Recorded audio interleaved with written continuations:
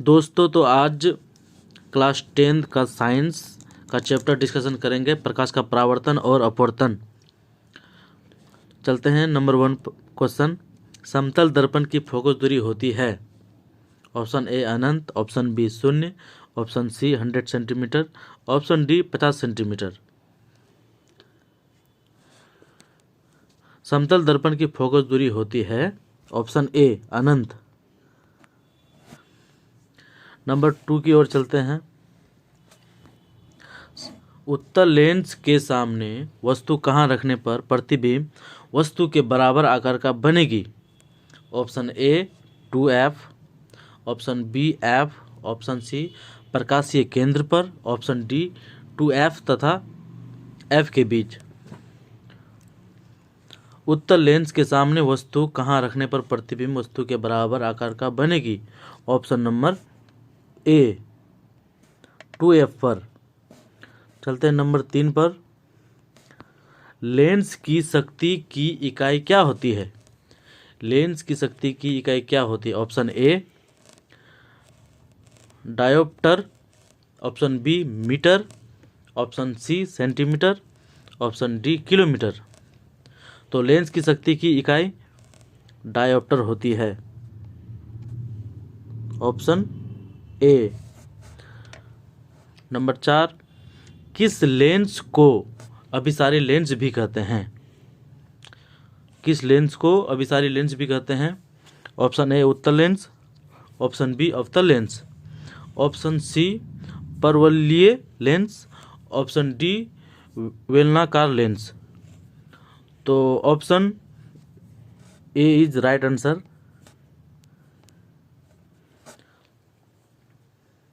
तो नंबर 5 होगा उत्तल दर्पण का उपयोग होता है।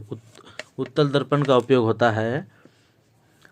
ऑप्शन ए वाहन के साइड मिरर के रूप में, ऑप्शन बी चेहरा देखने के लिए, ऑप्शन सी फोकस ज्ञात करने में, ऑप्शन डी दाढ़ी बनाने में।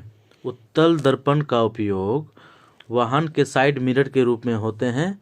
ऑप्शन नंबर ए। ओके, अब चलते हैं क्वेश्चन नंबर 6 की ओर। किसी उत्तल लेंस द्वारा वस्तु का आभासी एवं आवर्धित प्रतिबिंब बनाने हेतु वस्तु की स्थिति कहाँ होनी चाहिए। वस्तु की स्थिति ऑप्शन नंबर डी F1 तथा प्रकाशीय केंद्र O के बीच होनी चाहिए। Option number D. चलते क्वेश्चन सी की ओर। दर्पण का सूत्र होता है। दर्पण का सूत्र क्या होता है। दर्पण का सूत्र F1/F बराबर 1/V plus 1/U। Option number A होता है। ऑप्शन नंबर ए होता है। ओके, तो चलते हैं क्वेश्चन नंबर 8 की ओर। लेंस का सूत्र होता है। लेंस का सूत्र होता है आपको 1/F equal to 1/V minus 1/U। Option number A होता है। ऑप्शन नंबर ए होता है लेंस का सूत्र 1/F equal to 1/V minus 1/U। तो बच्चों अच्छा से याद कर लेना है आप लोगों को। चलते हैं क्वेश्चन नंबर 9 की ओर। सरल सूक्ष्मदर्शी में किस प्रकार का लेंस कार्य करता है। सरल सूक्ष्मदर्शी में किस प्रकार का लेंस कार्य करता है। ऑप्शन ए अवतल लेंस, ऑप्शन बी उभयोत्तल लेंस, ऑप्शन सी उत्तल लेंस, ऑप्शन डी बेलनाकार लेंस। तो इसका आंसर होगा ऑप्शन सी उत्तल लेंस। इसका आंसर होगा ऑप्शन सी उत्तल लेंस। सूक्ष्मदर्शी के में किस प्रकार का लेंस उपयोग होता है। उत्तल लेंस, ऑप्शन सी। तो नंबर 10 की ओर चलते हैं। 2 मीटर फोकस अंतर वाले उत्तल लेंस की क्षमता ज्ञात करें। Option A -0.5D, option B +0.5D, option C 2D, option D 0.02D। तो इसका आंसर होगा +0.5D। ऑप्शन बी होगा।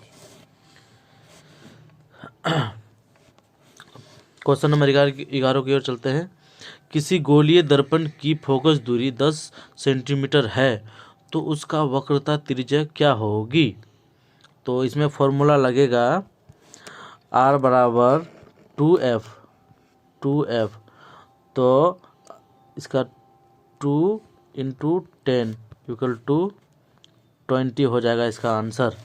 इसका आंसर हो जाएगा 20 सेंटीमीटर, ऑप्शन नंबर सी। तो क्वेश्चन नंबर 12 की ओर चलते हैं। अवतल दर्पण की फोकस दूरी होती है, अवतल दर्पण की फोकस दूरी होती है ऋणात्मक, ऑप्शन ए, ऑप्शन बी ऋणात्मक एवं धनात्मक दोनों, ऑप्शन नंबर सी धनात्मक, या फिर ऑप्शन नंबर डी शून्य। तो अवतल दर्पण की फोकस दूरी होती है ऋणात्मक होती है। क्या होती है? ऋणात्मक, ऑप्शन नंबर ए। तो चलते हैं क्वेश्चन नंबर 13 की ओर। किसी अवतल दर्पण की फोकस दूरी f और उसकी वक्रता त्रिज्या r है तो निम्नांकित में कौन सा संबंध सही होगा? तो इस क्वेश्चन का ऑप्शन है ए नंबर r बराबर f, बी r बराबर 2f, सी r बराबर 3f, डी r बराबर f/2। तो इसका आंसर होगा ऑप्शन नंबर बी। इसका आंसर होगा ऑप्शन नंबर बी। चलते हैं क्वेश्चन नंबर 14 की ओर। अवतल दर्पण के सामने वस्तु को कहाँ रखा जाए ताकि प्रतिबिंब उल्टा, वास्तविक और समान आकार का बने? अवतल दर्पण के सामने वस्तु को कहाँ रखा जाए कि प्रतिबिंब उल्टा, वास्तविक और समान आकार का बने? तो ऑप्शन ए ध्रुव पर, ऑप्शन बी अनंत पर, ऑप्शन सी वक्रता केंद्र पर, ऑप्शन डी फोकस पर। तो इसका आंसर हो जाएगा ऑप्शन नंबर सी वक्रता केंद्र पर। ऑप्शन नंबर सी होगा बच्चों, वक्रता केंद्र पर। तो चलते हैं क्वेश्चन नंबर 15 की ओर। उत्तल दर्पण में प्रतिबिंब बनता है वस्तु को कहाँ रखने पर? उत्तल दर्पण में प्रतिबिंब बनता है, वास्तविक बनता है या आभासी बनता है, या वास्तविक तथा आभासी दोनों बनता है, या इनमें से कोई नहीं? तो 15 नंबर का क्वेश्चन का आंसर होगा आपका ऑप्शन नंबर बी, आभासी बनता है। उत्तल दर्पण में प्रतिबिंब क्या बनता है? आभासी बनता है। तो चलते हैं क्वेश्चन नंबर 16 की ओर। प्रकाशीय माध्यम कितने प्रकार के होते हैं? प्रकाशीय माध्यम कितने प्रकार के होते हैं? Option A 1, option B 2, option C 3, option D 4। तो इसका आंसर होगा ऑप्शन बी, 2 प्रकार के होते हैं। प्रकाशीय माध्यम कितने प्रकार के होते हैं? 2 प्रकार के होते हैं। Question number 17। अवतल दर्पण में प्रतिबिंब किस प्रकार की बनती है? अवतल दर्पण में प्रतिबिंब किस प्रकार की बनती है? ऑप्शन ए केवल वास्तविक, ऑप्शन बी केवल काल्पनिक, ऑप्शन सी वास्तविक एवं काल्पनिक, या फिर ऑप्शन डी केवल सीधा। तो 17 नंबर का आपका आंसर हो जाएगा ऑप्शन नंबर सी, वास्तविक एवं काल्पनिक। Option number C is a right answer. अवतल दर्पण में प्रतिबिंब किस प्रकार की बनती है? वास्तविक एवं काल्पनिक बनती है, ऑप्शन नंबर सी। तो चलते हैं क्वेश्चन नंबर डी की ओर, और क्वेश्चन नंबर 18 की ओर।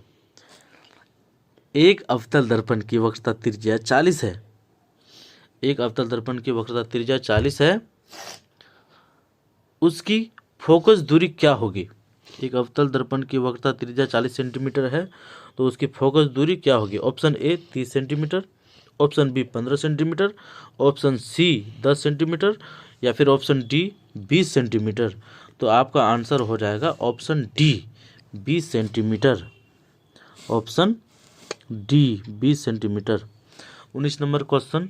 अवतल दर्पण के सामने वस्तु को कहाँ रखने पर प्रतिबिंब समान साइज का बनता है? अवतल दर्पण के सामने वस्तु को कहाँ रखने पर प्रतिबिंब समान साइज का बनता है, मतलब वस्तु के बराबर बनता है? ऑप्शन ए फोकस पर, ऑप्शन बी वक्रता केंद्र पर, ऑप्शन सी ध्रुव पर, या फिर ऑप्शन डी ध्रुव और फोकस पर। तो 19 नंबर का आंसर होगा आपका बी, वक्रता केंद्र पर वस्तु को रखने पर प्रतिबिंब समान साइज का बनेगा अवतल दर्पण पर। Answer is B number answer होगा। तो चलते हैं क्वेश्चन नंबर 20 की ओर। किसी अवतल दर्पण की वक्रता त्रिज्या 30 सेंटीमीटर है, उसके नाभ्यांतर का मान क्या होगा? तो option A 30 centimetre, option B 10 centimetre, option C 15 centimetre या फिर ऑप्शन डी 20 सेंटीमीटर। तो इसका आंसर होगा आपका option C 15 centimetre is a right answer. तो चलते हैं क्वेश्चन नंबर 21 की ओर। जब प्रिज्म से किसी प्रकार की किरण का अपवर्तन होता है तो आपतित किरण एवं निर्गत किरण के बीच बने कोण को क्या कहते हैं? जब प्रिज्म में किसी प्रकार की किरण अपवर्तन होता है तो आपतित किरण एवं निर्गत किरण के बीच बने कोण को क्या कहते हैं?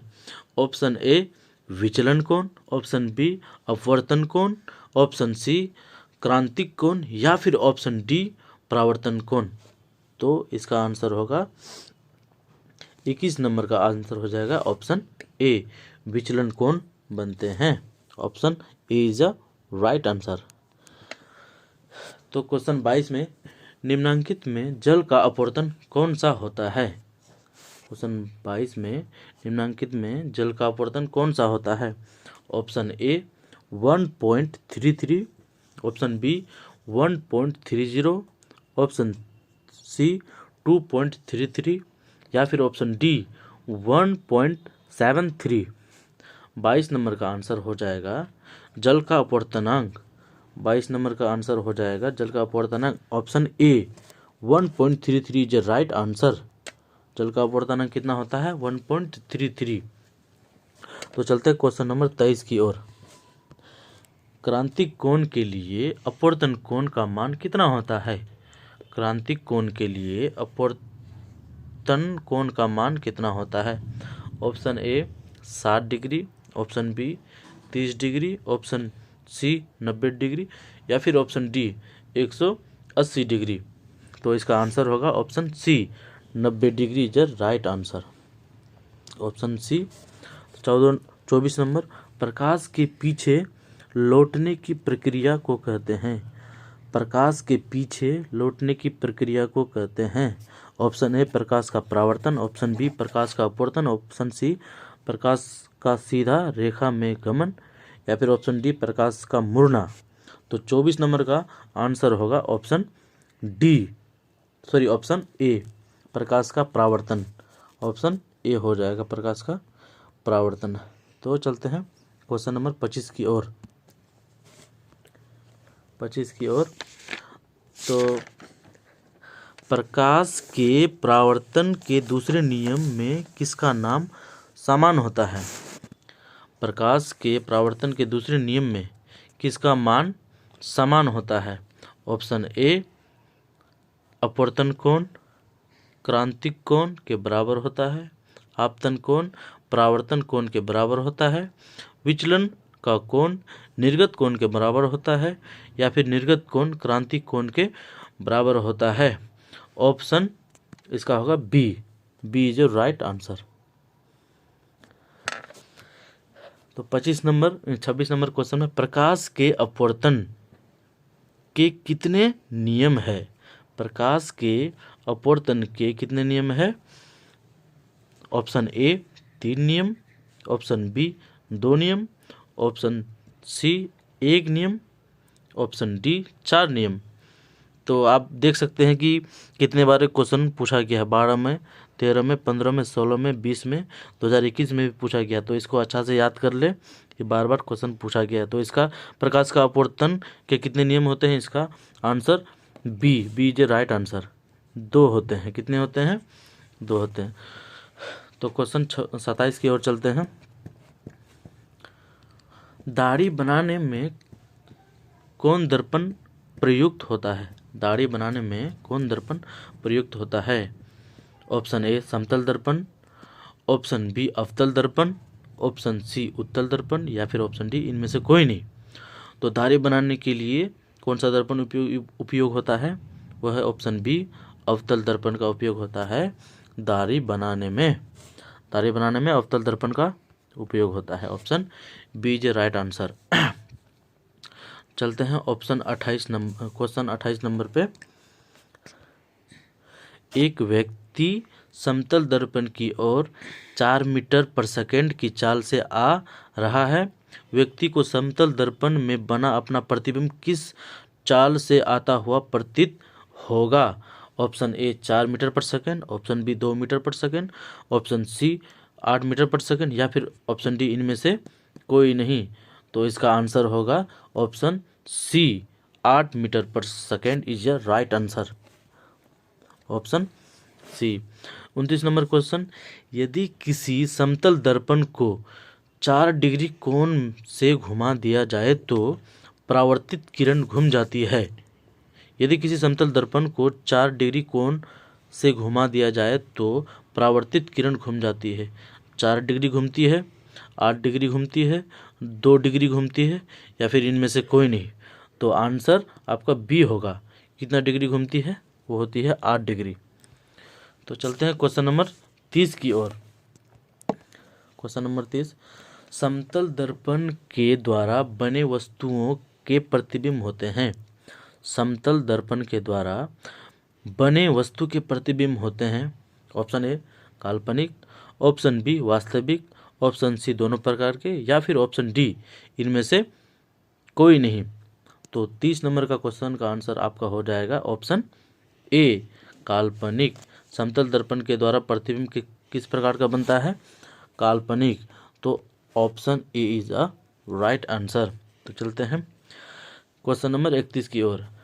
एक व्यक्ति जिसकी इकाई 1.5 मीटर है, तो एक व्यक्ति जिसकी लंबाई 1.5 मीटर है को अपना संपूर्ण प्रतिबिंब देखने के लिए समतल दर्पण की न्यूनतम लंबाई होगी।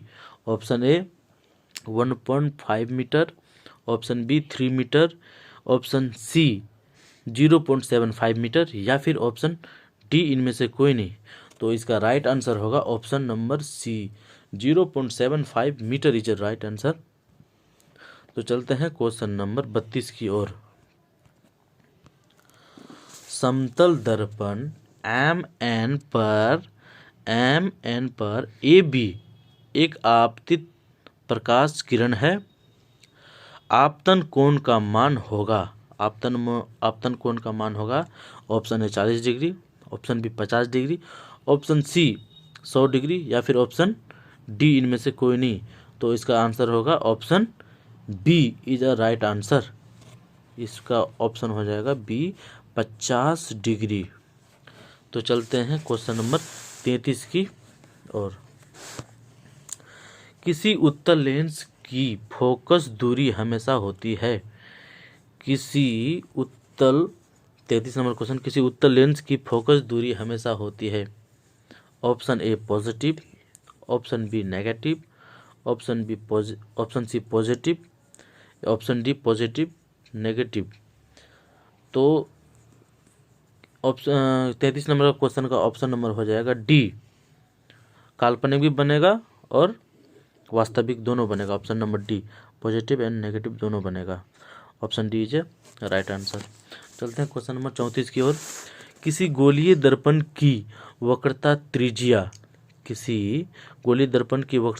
50 सेंटीमीटर है, तो उसका फोकस दूरी होगा। Option A 50 centimetre, option B 40 centimetre, option C 25 centimetre, या फिर ऑप्शन डी 10 सेंटीमीटर। तो इसका आंसर होगा option number C is right answer, 25 centimetre होगा, क्योंकि इसका फॉर्मूला होता है F बराबर R/2। चलते हैं क्वेश्चन नंबर 35 की ओर। निम्न में से कौन सा पदार्थ लेंस बनाने के लिए प्रयुक्त नहीं किया जा सकता है? ऑप्शन नंबर ए जल का, ऑप्शन नंबर बी कांच, ऑप्शन नंबर सी प्लास्टिक, या फिर ऑप्शन नंबर डी मिट्टी। तो इसका आंसर हो जाएगा, जाहिर सी बात है, मिट्टी। Option number D, option number D is a right answer. तो चलते हैं क्वेश्चन नंबर 36 की ओर। क्वेश्चन नंबर 36 की ओर चलते हैं। किसी शब्दकोश में पाए गए छोटे अक्षर को पढ़ते समय आप निम्न में से कौन सा लेंस पसंद करेंगे? Option number A 50 centimetre focus दूरी का एक उत्तल lens, option B 50 centimetre focus दूरी का एक अवतल lens, option C 5 centimetre focus दूरी का एक उत्तल लेंस, या फिर ऑप्शन डी 5 सेंटीमीटर फोकस दूरी का एक अवतल लेंस। तो इसका आंसर होगा option C is a right answer. Option C is a right answer, 5 centimetre focus दूरी का एक उत्तल लेंस। चलते हैं क्वेश्चन नंबर 37 की ओर। 37 नंबर क्वेश्चन में है, क्वेश्चन नंबर 37 में है, ठीक से पढ़ा नहीं जा रहा है तो छोड़ते हैं। क्वेश्चन नंबर 38 की ओर चलते हैं। उत्तल दर्पण द्वारा बना प्रतिबिंब होता है। उत्तल दर्पण द्वारा बना प्रतिबिंब होता है। ऑप्शन नंबर ए उल्टा, ऑप्शन नंबर बी सीधा एवं बड़ा, ऑप्शन नंबर सी उल्टा एवं बड़ा, ऑप्शन नंबर डी सीधा एवं छोटा। तो इसका आंसर होगा option number D. Option number D is right answer. तो उत्तल दर्पण द्वारा प्रतिबिंब सीधा होता है और छोटा होता है, दोनों होता है। तो चलते हैं क्वेश्चन नंबर 39 की ओर। बड़े द्वारक के अवतल दर्पण के मुख्य फोकस पर एक बिंदु बीम स्थित है जिसका एक प्रतिबिंब अनंत पर बनता है। गोलीय विपथन के कारण अन्य प्रतिबिंब बनेगा। ऑप्शन नंबर ए काल्पनिक तथा दर्पण के पीछे, ऑप्शन बी काल्पनिक तथा दर्पण के आगे, ऑप्शन सी वास्तविक तथा दर्पण के पीछे, या फिर ऑप्शन डी वास्तविक तथा दर्पण के आगे। तो इसका आंसर होगा आपका ऑप्शन नंबर ए काल्पनिक तथा दर्पण के पीछे। Option A is a right answer. तो चलते हैं क्वेश्चन नंबर 40 की ओर। गोलीय दर्पण में फोकसांतर एवं वक्रता त्रिज्या के बीच संबंध क्या होता है? ऑप्शन नंबर आर बराबर 2f, option number B F बराबर R, option number C F बराबर 2/r, और ऑप्शन डी आर बराबर f/2। तो इसका आंसर होता है आपका ऑप्शन नंबर ए आर बराबर 2f। थोड़ा देर पहले मैंने बताया था। ऑप्शन नंबर ए आर बराबर 2f। Option number A is right answer. तो चलते हैं क्वेश्चन नंबर 41 की ओर। किसी दर्पण से वस्तु का बड़ा प्रतिबिंब बनता है। किसी दर्पण से वस्तु का बड़ा प्रतिबिंब बनता है। ऑप्शन नंबर ए समतल, ऑप्शन बी अवतल, ऑप्शन सी उत्तल, या फिर ऑप्शन डी इनमें से कोई नहीं। तो 41 नंबर का हो जाएगा आपका ऑप्शन नंबर बी अवतल। Option B is a right answer, अवतल। तो चलते हैं क्वेश्चन नंबर 42 की ओर। क्वेश्चन नंबर 42 में किसी बिंब का अवतल दर्पण द्वारा बना प्रतिबिंब आभासी, सीधा तथा बिंब से बड़ा पाया गया वस्तु की स्थिति कहाँ होनी चाहिए? किसी बिंब का अवतल दर्पण द्वारा बना प्रतिबिंब आभासी, सीधा तथा बिंब से बड़ा पाया गया वस्तु की स्थिति कहाँ होनी चाहिए? ऑप्शन ए मुख्य फोकस तथा वक्रता केंद्र के बीच, ऑप्शन बी वक्रता केंद्र पर, ऑप्शन सी वक्रता केंद्र से परे, या फिर ऑप्शन डी दर्पण के ध्रुव तथा मुख्य फोकस के बीच। तो ऑप्शन होगा आपका D number, D is right answer. तो चलते हैं क्वेश्चन नंबर 43 की ओर। क्वेश्चन नंबर 43 क्या है देखते हैं। यदि समतल दर्पण को अभिलंब की दिशा में 5 सेंटीमीटर खिसका दिया जाए तो प्रतिबिंब खिसक जाता है कितना? Option A 5 centimetre, option B 2.5 centimetre, या फिर ऑप्शन सी 10 सेंटीमीटर, इनमें से कोई नहीं। तो इसका आंसर होगा आपका option number A. Option number A is a right answer.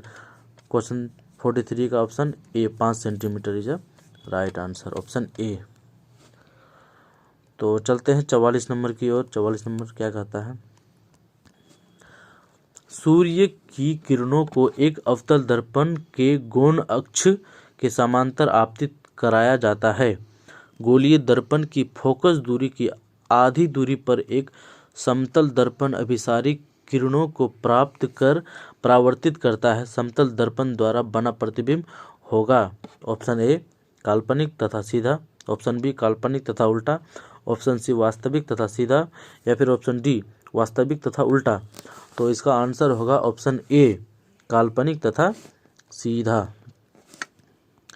Option A is the right answer. तो चलते हैं क्वेश्चन नंबर 45 की ओर। गोलीय दर्पण की फोकस दूरी उसकी वक्रता त्रिज्या की होती है। गोलीय दर्पण की फोकस दूरी उसकी वक्रता त्रिज्या की होती है। ऑप्शन नंबर ए आधी, ऑप्शन नंबर बी दुगुनी, ऑप्शन नंबर सी तिगुनी, या फिर ऑप्शन नंबर डी इनमें से कोई नहीं। तो इसका आंसर होगा ऑप्शन नंबर ए आधी होती है। तो क्वेश्चन नंबर 46 की ओर चलते हैं।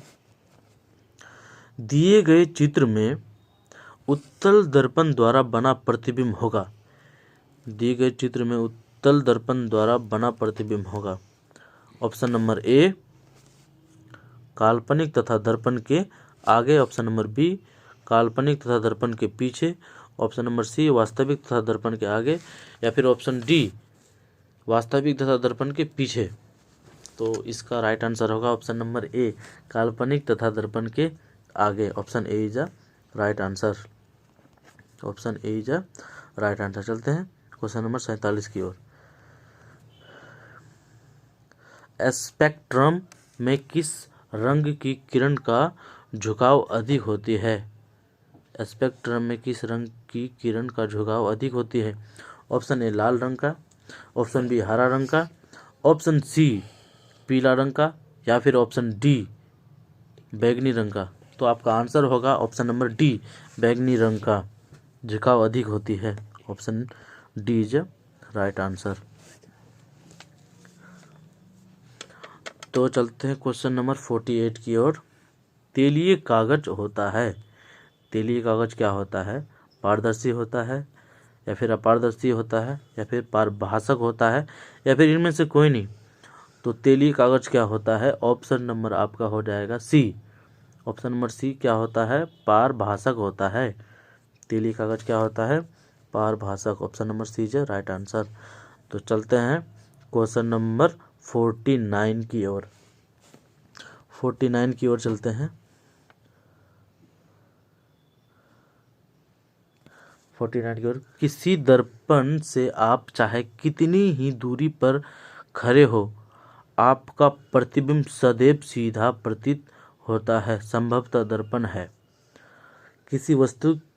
किसी दर्पण से आप चाहे कितनी ही दूरी पर खड़े हो, आपका प्रतिबिंब सदैव सीधा होता है, संभवतः दर्पण कैसा दर्पण होगी। ऑप्शन ए केवल समतल दर्पण, ऑप्शन बी केवल अवतल, ऑप्शन सी केवल उत्तल, या फिर ऑप्शन समतल या उत्तल।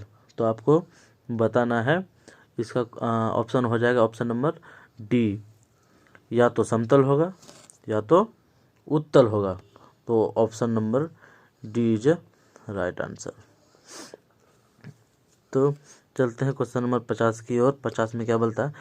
किस दर्पण से हमेशा वस्तु से छोटा प्रतिबिंब होता है। किस दर्पण में हमेशा वस्तु से छोटा प्रतिबिंब होता है। ऑप्शन नंबर ए समतल दर्पण, ऑप्शन नंबर बी उत्तल दर्पण, ऑप्शन नंबर सी अवतल दर्पण, या फिर ऑप्शन नंबर डी इनमें से कोई नहीं। तो इसका आंसर होगा option number B is a right answer, उत्तल दर्पण। Option B is right answer. तो दोस्तों ये वीडियो आप लोगों को कैसा लगा कमेंट करके ज़रूर बताएं। थैंक यू इस वीडियो को पूरा देखने के लिए।